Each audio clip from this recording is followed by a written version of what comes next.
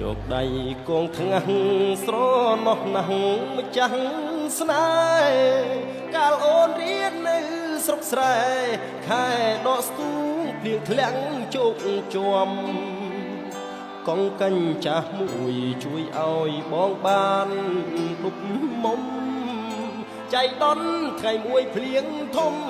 ដួលរលំអូនអោបកបងអនុស្សាវរីយ៍បានញោមញីដួងចិត្តមិនគួរឃ្លាតកាយណាយចិត្តជុំជីវិតគួចផ្ដាច់បេះដូងរូបអូនមានភ័ព្វបានផ្លាំងទៅរៀនទីក្រុង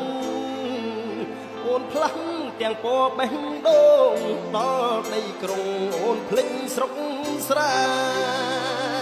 បើកសៀវភៅអានធាក់កលយានដានជាប់សៀវភៅ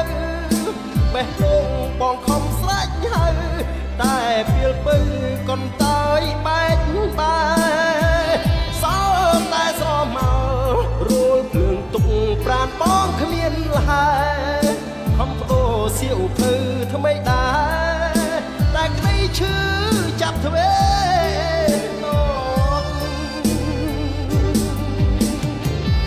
បងជ្រៀកបេះដូងវិញជាប់ធ្វើអំបោះចង់ដៃស្រីដោយចិត្តស្មោះសូមស្រីស្រស់សំដូចបំណអនុស្សាវរីយ៍យើងទាំងពីរបានចងក្រងរៀមទុកជាស្បៃទ្រាំខ្នងលូថ្ងៃបងចាងលោកអើយ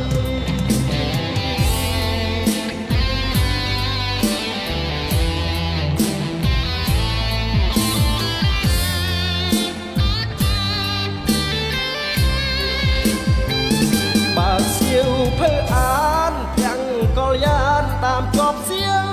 ភៅបេះដូងបងខំស្រេចហើយតែពេលពៅកុនតើយបែកបាយសល់តែស្រោបមករួលភ្លើងទុកប្រានបងគ្មានហើយខំបដូរសៀវភៅថ្មីដែរតែក្តីឈឺចាប់ទ្វេបងជ្រៀកបេះដូងវិញជាប់ធ្វើអំបោះ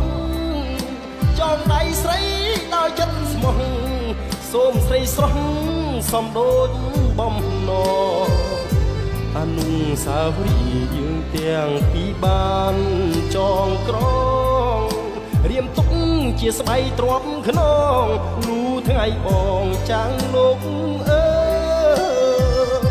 អនុស្សាវរីយ៍យើងទាំងពីរបានចងក្រងរៀមទុកជាស្បៃទ្រាំខ្នងលូថ្ងៃបងចាលោកអើយ